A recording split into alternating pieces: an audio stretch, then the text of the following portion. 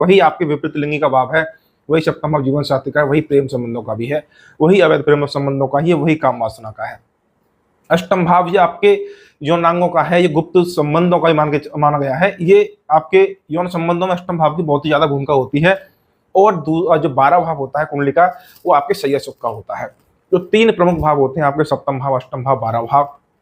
और होता है आपका एक होता है पंचम भाव। पंचम भाव भी आपके पसंद को देख सकते हैं, जो आपकी पसंद को इंडिकेट करता है कि आपकी पसंद क्या है। तो 3 प्रमुख भाव हो गए, सप्तम भाव, अष्टम भाव और 12 भाव। एक सहायक भाव हो गया आपका पंचम भाव। ग्रहों में आपके सबसे प्रमुख होते हैं शुक्र, मंगल और राहु।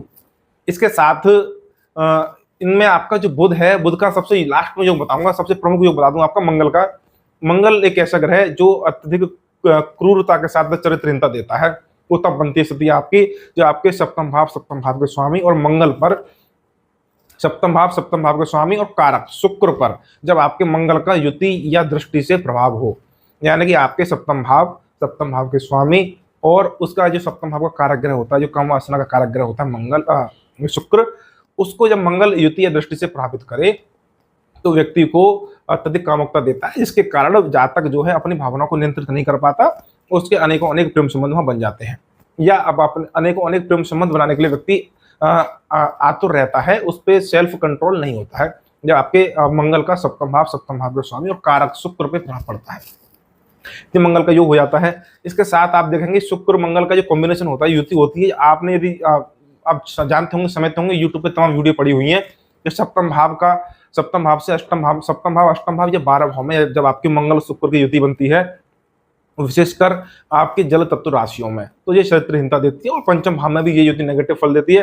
और मैं तो ये समझता हूँ कि ये वाला कॉम्बिनेशन जो है मंगल शुक्र का, आपकी लगन कुंडली में कहीं भी बन जाए और जल तत्व राशियों बन जाए तो बहुत ही ज्यादा हानिकारक सिद्ध होता है। लेकिन इस योग को बड़ी सावधानी से देखना चाहिए, क्योंकि ये योग आपके फिल्म इंडस्ट्री जो होती है आपके उस क्षेत्र में, सिनेमा के जगत में ये बहुत ही अच्छा योग है, वहां पे ये तरक्की देता है।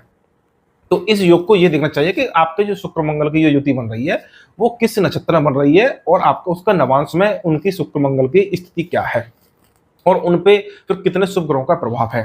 तो ये शुक्र मंगल कॉम्बिनेशन हो गया। इस पे एक अलग से वीडियो बन सकती है, शुक्र मंगल के योग पर अलग से वीडियो बन सकती है, इसे विस्तार में हम बाद में बताएंगे, क्योंकि यहाँ हमारा मुख्य उद्देश्य बुध के बारे में बताना। ये अभी आपको मैं संक्षेप में बता रहा हूँ।